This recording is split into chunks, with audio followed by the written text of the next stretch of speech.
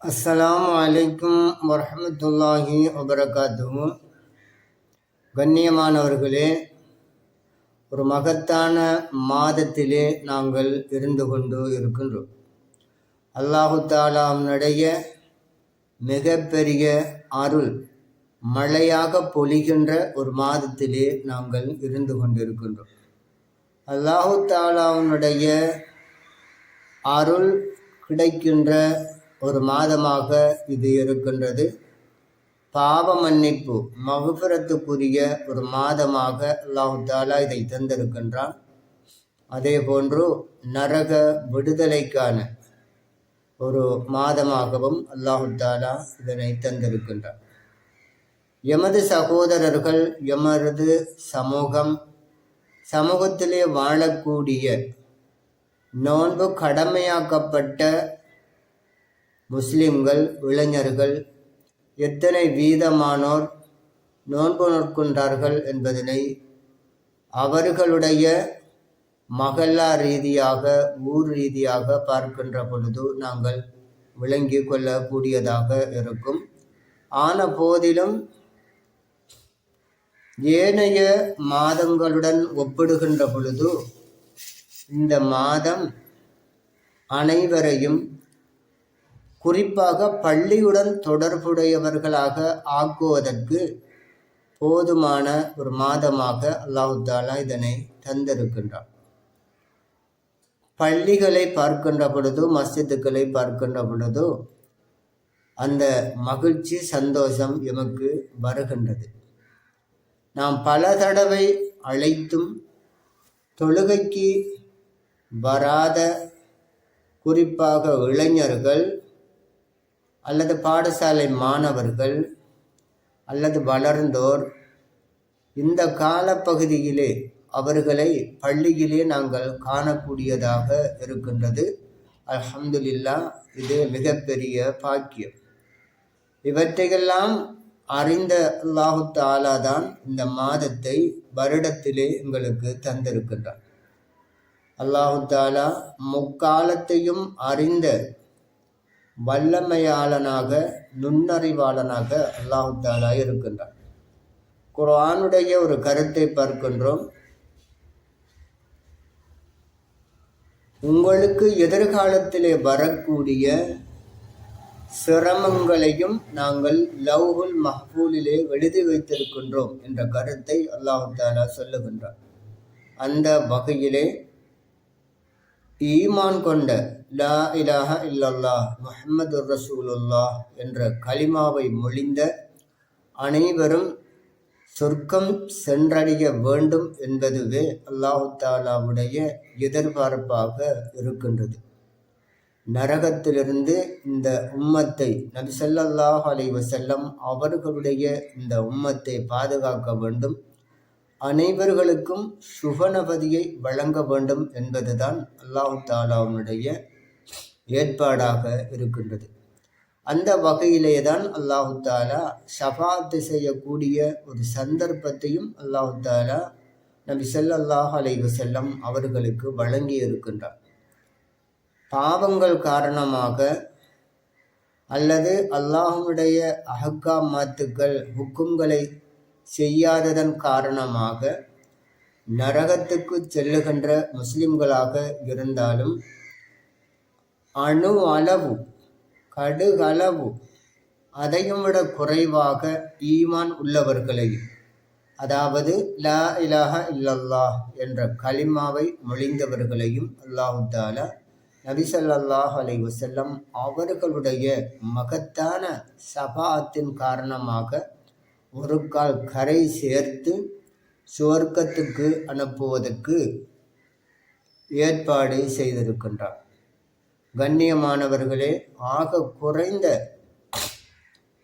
சுவர்க்கம் ஒரு மனிதனுக்கு எந்த அளவு விசாலமானதாக இருக்கும் என்ற ஹதீஸுடைய கருத்தை நாங்கள் பார்க்கின்றோம்.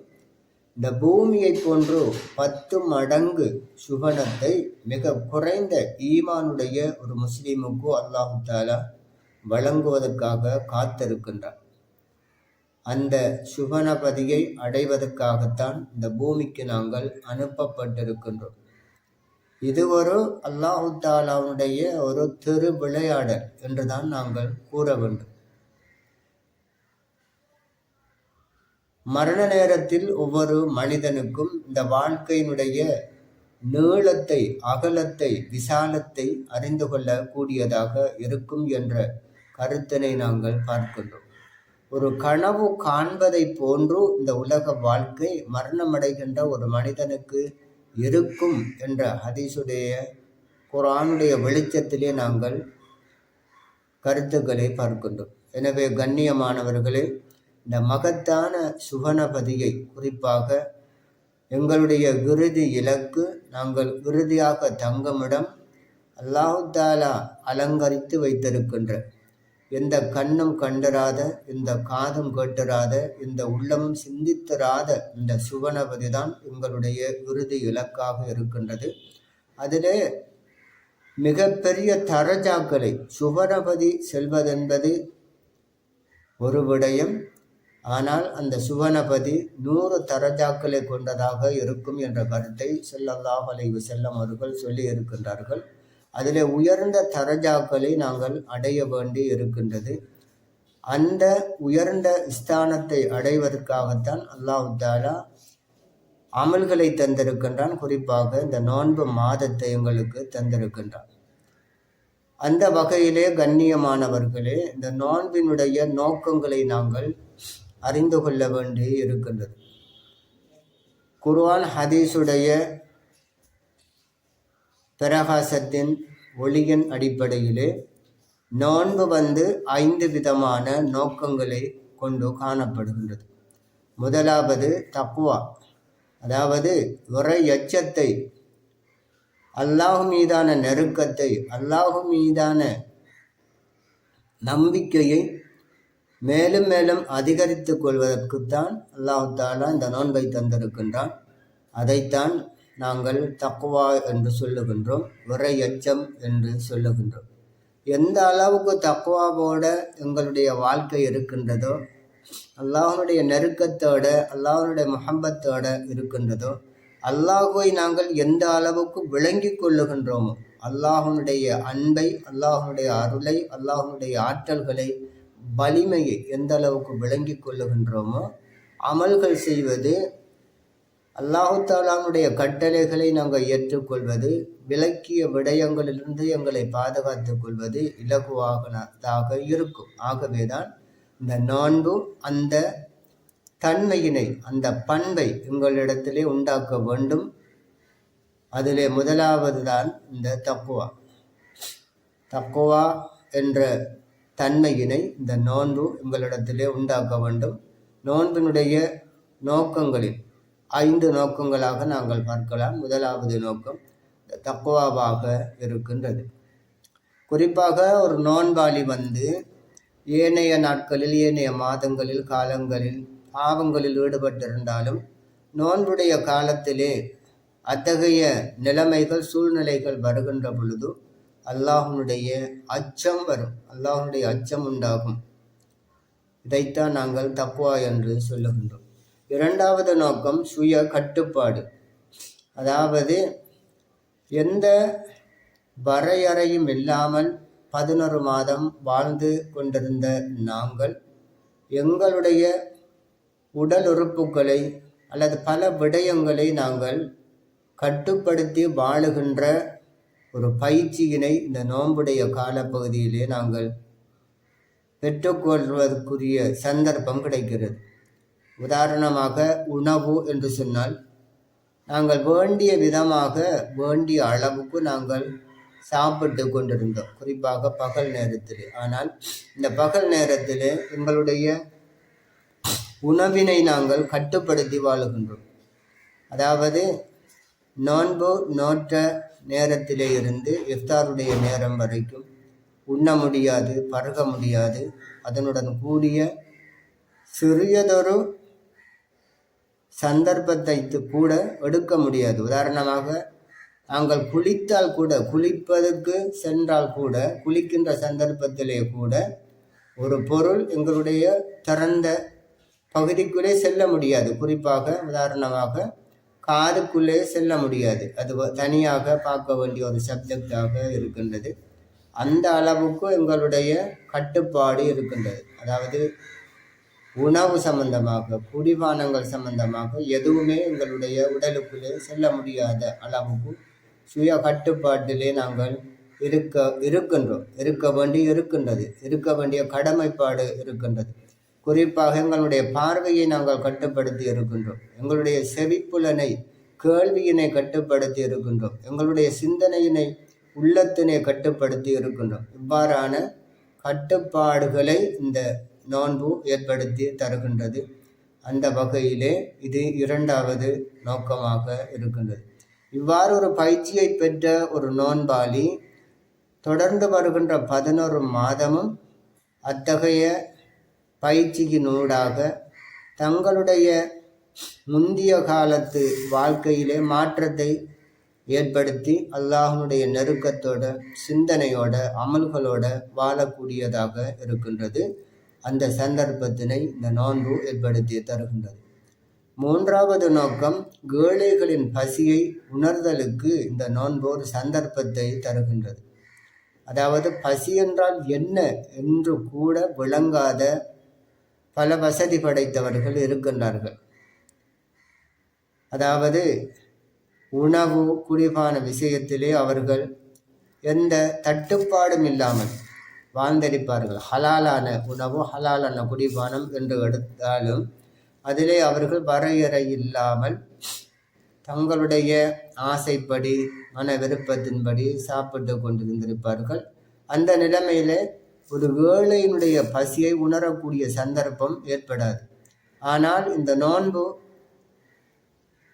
வருகின்ற பொழுது, ஒரு நோன்பை ஒரு செல்வந்தன், ஒரு வசதி படைத்த ஒரு மனிதன் நோக்கின்ற பொழுது எந்த வகையிலும் அவர் பசியுடன் இருக்க வேண்டிய ஒரு சந்தர்ப்பம் வருகின்றது.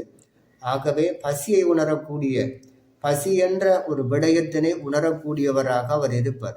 குறிப்பாக பசி என்பது ஏழை எளியவர்கள் அன்றாடம் சந்திக்கின்ற ஒரு விடயம். ஆகவே அந்த ஏழை எளியவர்களின் பசியை உணர்வதற்கான சந்தர்ப்பம் வருகின்றது. அதன் அடிப்படையிலே ஏழைகள் மீது, எளியவர்கள் மீது இரக்கம் உண்டாகிறது, கருணை உண்டாகிறது, அன்பு பாசம் உண்டாகிறது. ஆகவே சதக்கா கொடுப்பதற்கு, சக்காத்து கொடுப்பதற்கு அவர்களுடைய மனதிலே ஆர்வம் ஏற்படும். ஷைத்தான், நபிசி, உலகம் இந்த சதக்கா, சக்காத் போன்ற விடயங்களை தடுத்து கொண்டிருந்தாலும் இந்த நோன்புடைய காலப்பகுதி அவருக்கு கிடைக்கின்ற அந்த பயிற்சி மக்களுக்கு சதக்கா செய்ய வேண்டும், என்னுடைய பொருளாதாரத்தின் அடிப்படையிலே நான் சக்காத் கொடுக்க வேண்டும் என்ற உணர்வை அவருக்கு ஏற்படுத்தும். அதாவது ஒரு நோன்பாளிக்கு ஏற்படுத்தும். அந்த வகையிலே நோன்பினுடைய மூன்றாவது நோக்கமாக ஏழைகளின் பசியை உணர்வதாக இருக்கின்றது. இந்த காலப்பகுதியிலே நாங்கள் பார்க்கின்றோம், வாரி வழங்குகின்ற தன்மை ஒவ்வொரு மனிதனிடமும் ஏற்படுகின்றது. வசதி படைத்தவர்கள் மாத்திரமல்ல, சாதாரண மக்களும் தங்களால் முடிந்த அளவு சதக்காக்களை செய்வதை நாங்கள் பார்க்கின்றோம். அத்தகைய தன்மையினை இந்த நோன்பு ஏற்படுத்தி கொண்டிருக்கின்றது. நான்காவது நோக்கம் குர்ஆனுடைய தொடர்பு. குர்ஆனுடைய தொடர்பை முஸ்லிம்களிடத்திலே, எங்களிடத்திலே உண்டாக்குவதற்கு இந்த நோன்பு காரணமாக அமைகின்றது. கண்ணியமானவர்களே, பரிசுத்தமான இந்த குர்ஆன் அல்லாஹ்வுடைய வசனம், அல்லாஹ்வுடைய பேச்சு. தொழுகை நாங்கள் அல்லாஹ்வுடன் பேசுவதாக இருக்கின்றது. குர்ஆன் அல்லாஹ் எங்களுடன் பேசுவதாக இருக்கின்றது. இந்த ஜமானிலே, இந்த காலப்பகுதியிலே வாழுகின்ற நாங்கள் உண்மையாக நாங்கள் அல்லாஹுவை காணவில்லை, காணவும் முடியாது. நபியை காணவில்லை, வஹி இறங்குவதை காணவில்லை, வஹி இறங்கியதை காணவில்லை, சஹாபாக்களை காணவில்லை, தாபீன்களை காணவில்லை. ஆனால் எங்கள் கைவசம் இருக்கின்ற மிகப்பெரிய அற்புதம்தான் அல் குர்ஆன். அல்லாஹு தாலா அவனுடைய பேச்சு. அது அல்லாஹு தாலா எங்களுடன் பேசுகின்ற ஒரு கிதாபாக, நூலாக, பரிசுத்தமான ஒரு பொருளாகத்தான் இந்த குர்ஆன் இருக்கின்றது. இந்த மாதத்தில் அது இறக்கப்பட்டது. நோன்புடைய காலப்பகுதியில் தான் குர்ஆன் இறக்கப்பட்டது. எனவே விரும்பினாலும் விரும்பாம விட்டாலும் கடந்து போன காலங்களிலே குர்ஆன் ஓதுகின்ற ஆர்வம் எங்களிடத்திலே இல்லை என்றாலும் இந்த மாதம் எந்த வடிவத்திலேனும் குர்ஆனை ஓதக்கூடியவர்களாக எங்களை ஆக்கியிருக்கின்றது.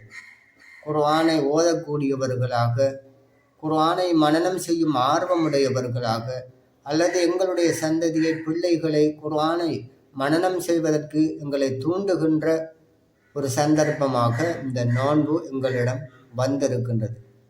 ஆகவே இது 4வது நோக்கமாக இருக்கின்றது, குர்ஆனுடைய தொடர்பு. கண்ணியமானவர்களே, குர்ஆன் மிகப்பெரிய நன்மையினை ஓதுகின்ற ஒரு மனிதனுக்கு ஏற்படுத்துகின்ற ஒரு கிதாபு, அது ஒரு நூலாக பரிசுத்தமான அல்லாஹ்வுடைய வசனமாக இருக்கின்றது.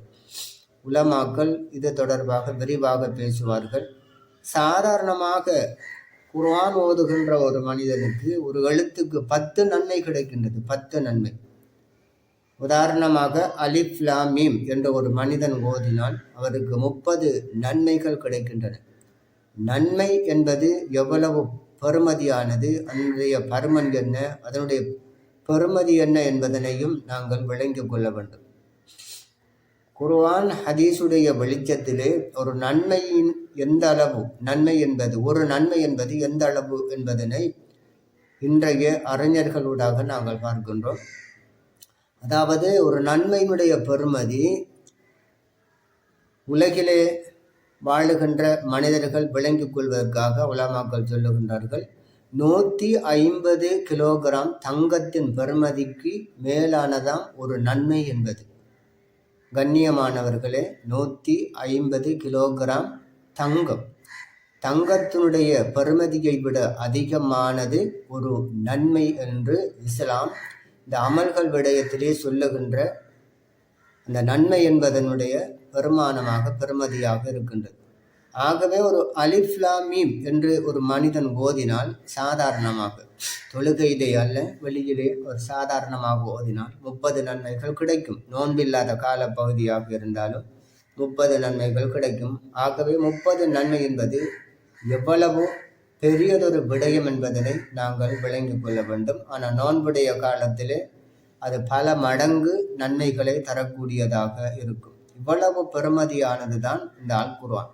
அல் குர்ஆன் ரசூல் ஸல்லல்லாஹு அலைஹி வஸல்லம் எப்படி எங்களுக்கு சிபாரிசு செய்வார்களோ மறுமையிலே, அதே போன்று குர்ஆனும் சிபாரிசு செய்யும். மறுமையில் மாத்திரமல்ல, கபூரிலும் சிபாரிசு செய்யும்.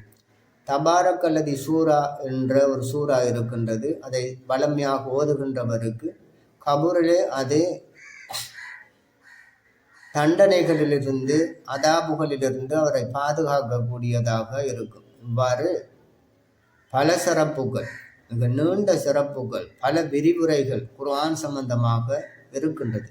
அவ்வளவு பெருமதியானது தான் அல் குர்ஆன். ஏனென்று சொன்னால் அது அல்லாஹ்வுடைய பேச்சாக இருக்கிறது. முழு மனிதர்களுக்குமான நேர்வழி காட்டுகின்ற ஒரு சூரியனாக அது இருக்கின்றது. குர்ஆன் வசனம் ஒன்றை தர்ஜுமாவோட நீங்கள் கேளுங்கள். தர்ஜுமாவை பார்க்கின்ற பொழுது உங்கள் உள்ளம் நடுங்கும், மெய்சில் இருக்கும். ஏனென்று சொன்னால் அது அல்லாஹ் கூறுகின்ற வார்த்தையாக இருக்கும். நான் என்று அந்த குர்ஆனுடைய பல வசனங்கள் வரும். நான் என்பது யாரு? குர்ஆன் சொல்லுகின்ற நான் என்பது அதுதான் அல்லாஹு தாலா. அல்லாஹு தாலாவை நாங்கள் நேரடியாக காணாவிட்டாலும் இந்த குர்ஆன் தான் எங்களுடைய மிகப்பெரிய அமானிதமாக, வழிகாட்டியாக எங்களிடம் இருக்கின்றது. ஆகவே இது 4வது நோக்கம். குர்ஆனுடைய தொடர்பை எங்களிடத்தில் அதிகரித்து கொள்வதற்கு இந்த நோன்பு எங்களுக்கு உதவி செய்கின்றது. 5வது நோக்கமாக பாவ மன்னிப்பு, அதாவது எங்களுடைய பாவங்கள் மன்னிக்கப்படுவதற்கான ஒரு சந்தர்ப்பத்தை அல்லாஹ் தாலா இந்த நோன்பில் எங்களுக்கு வைத்திருக்கின்றான். அதாவது 2வது 10, நோன்பினுடைய 2வது 10 மஃபிரத்துடைய 10 என்று சொல்லுவார்கள். அந்த 10வது 10லே அல்லாஹ் தாலா எங்களுடைய முஸ்லிம்களுடைய பாவங்களை மன்னிப்பதற்கான ஒரு சந்தர்ப்பத்தை அல்லாஹ் தாலா தந்திருக்கின்றான். நபிமார்களை தவிர நாங்கள் எல்லோரும் பாவம் செய்யக்கூடியவர்களாகவே இருக்கின்றோம். 11 மாதம், கடந்த 11 மாதம் இந்த பூமியிலே நாங்கள் வாழ்ந்திருக்கின்றோம். ஒவ்வொருவருக்கும் தெரியும், தெரிந்த பாவங்கள் தெரியாத பாவங்கள் என்று இருக்கும். இந்த பாவங்களை மன்னிக்கின்ற ஒரு சந்தர்ப்பத்தை, மன்னிக்கப்படுகின்ற ஒரு சந்தர்ப்பத்தை அல்லாஹு தாலா இந்த நோன்பிலே எங்களுக்கு அல்லாஹு தாலா வைத்திருக்கின்றார். அதாவது இது மிகப்பெரிய ஒரு சந்தர்ப்பம். ஒரு முஸ்லிம் பாவங்கள் மன்னிக்கப்படாத நிலையிலே நரகத்தை அடைவார் என்று சொன்னால் அதை போன்ற ஒரு துரதிர்ஷ்டம் எதுவுமே இருக்காது. ஆகவேதான் ஜிப்ரீல் அலைஹிஸ்ஸலாம் துஆ செய்தார்கள். இந்த மாதம் கிடைத்தும் எந்த மனிதன் மன்னிக்கப்படாத நிலையிலே, தன்னுடைய பாவங்கள் மன்னிக்கப்படாத நிலையிலே இந்த மாதத்தை கடந்து செல்வானோ அவனை ஜிப்ரீல் அலைஹிஸ்ஸலாம் பதுவா செய்திருக்கின்றார்கள். ரசூல் ஸல்லல்லாஹு அலைஹி வஸல்லம் அவர்கள் ஆமீன் கூறியிருக்கின்றார்கள். அவ்வளவு முக்கியமான ஒரு விடயம்தான் இந்த பாவ மன்னிப்பு என்பது. சாதாரணமாக விளங்குவதற்காக அதை நாங்கள் கூறினால், ஒரு உதாரணமாக கூறினால், இது ஹதீஸோ குர்ஆனோ அல்ல. உதாரணத்துக்கு ஒரு மனிதன் ஒரு கடையிலே, பெரியதொரு ஹோல்சேல் கடையிலுக்கு 10 லட்சம் ரூபாய் கடன் வைத்திருக்கின்றான். அந்த கடைக்கு 10 லட்சம் ரூபாய் கடன் கொடுக்க வேண்டி இருக்கின்றது. அந்த பாவ மன்னிப்பு என்ற சந்தர்ப்பத்தை விளங்குவதற்காக இந்த உதாரணத்தை கூறுகின்றேன். அந்த கடைக்காரன் சொல்லுகின்றார், அந்த ஹோல்சேல் கடைக்காரன் வரை கூப்பிட்டு சொல்லுகின்றார், இந்த 10 லட்சம் ரூபாவையும் நீ கடன் தரணும், அதை நான் கழித்து விடுகின்றேன். ஆனால் ஒரு காரியம் நீ செய்ய வேண்டும். அதாவது 1 கிலோ சீனி என்னுடைய கடையிலே தற்போது நீ எடுக்க வேண்டும். 1 கிலோ சீனி காசு கொடுத்து நீ எடுத்தால் இந்த 10 லட்சத்தை முற்றாக நான் கழித்து விடுவேன், அதை டிஸ்கவுண்ட் பண்ணி விடுவேன் என்று சொன்னால் யார் தான் இந்த சந்தர்ப்பத்தை விடுவார்கள்? கண்ணியமானவர்களே, உலக விடயத்திலே உதாரணத்தை சொல்லுகின்ற பொழுது எங்களுக்கு அழகாக விளங்கும். மறுமைதான் விளங்காத ஒரு விடயமாக இருக்கின்றது. அவ்வாறு தான் இந்த நோன்புடைய காலப்பகுதியையும் அல்லாஹ் தஆலா தந்திருக்கின்றார். இந்த 10 நாட்கள் இருக்கின்றது தானே, மஃபிரத்துடைய இந்த நாட்களிலே எவ்வளவுதான் நாங்கள் பாவங்கள் செய்திருந்தாலும் இந்த சிறிய நோன்பை வைத்து, இந்த சிறிய காலப்பகுதியை வைத்து அல்லாஹ் தஆலா மன்னிப்பதற்கு தயாராக இருக்கின்றார். இந்த சந்தர்ப்பத்தை அடையாத ஒரு முஸ்லிம் உண்மையில் மிகவும் துர்ப்பாக்கியசாலியாகவே இருப்பான், மிகப்பெரிய பாவியாகவே இருப்பான். ஆகவேதான் ஜிப்ரீல் அலைஹிஸ்ஸலாம் அவர்கள் பதுவா செஞ்சிருக்கின்றார்கள். ஸல்லல்லாஹு அலைஹி வஸல்லம் அவர்கள் ஆமீன் கூறியிருக்கின்றார்கள். எனவே கண்ணியமானவர்களே, மிகப்பெரிய விடயமாக இது இருக்கின்றது. இதை விரிவாக பார்க்க வேண்டிய விடயங்களை நாங்கள் சுருக்கமாக பார்த்திருக்கின்றோம். எனவே கண்ணியமானவர்களே, இந்த நோக்கங்களை அறிந்து முதல் 10 பகுதியிலே நாங்கள் கடந்து கொண்டு இருக்கின்றோம். இந்த நோன்பினை பூர்த்தியாக பேணுதலாக பரிசுத்தமாக கழிப்பதற்கு முயற்சி செய்வோமாக. அல்லாஹு தஆலா தௌஃபீக் செய்வானாக. அஸ்ஸலாமு அலைக்கும் வரஹ்மத்துல்லாஹி வபரகாத்துஹு.